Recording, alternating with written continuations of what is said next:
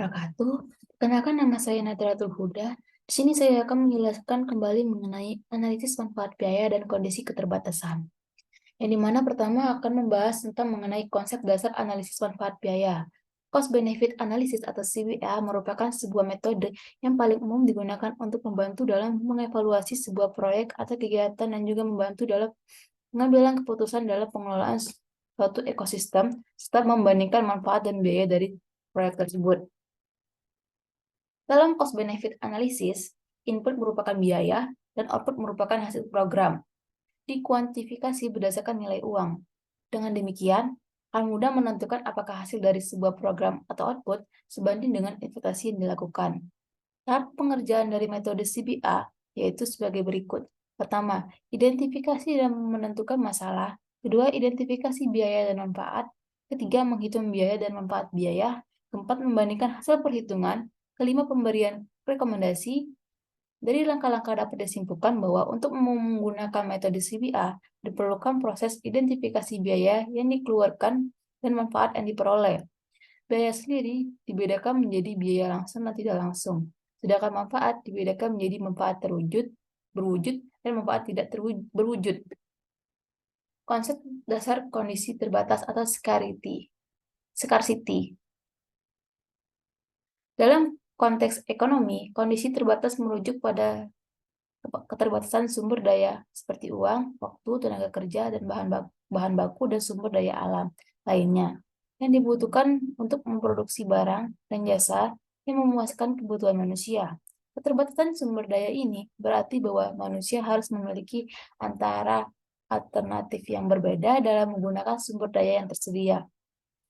Kondisi keterbatasan juga mempengaruhi pengambilan keputusan manusia. Keterbatasan sumber daya membuat manusia harus memilih antara alternatif yang paling penting atau prioritas dalam memenuhi kebutuhan mereka.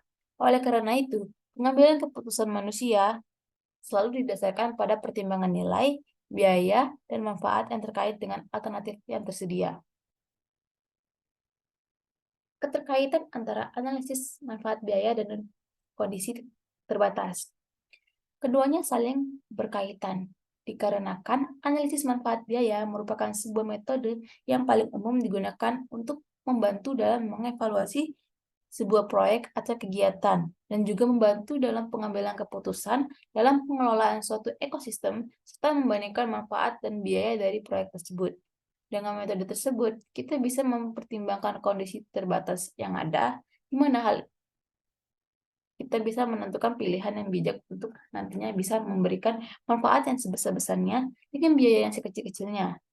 Dalam kondisi terbatas, setiap keputusan yang diambil harus dipertimbangkan secara matang untuk memastikan bahwa sumber daya yang tersedia digunakan dengan sebaik-baiknya untuk mencapai tujuan yang diinginkan.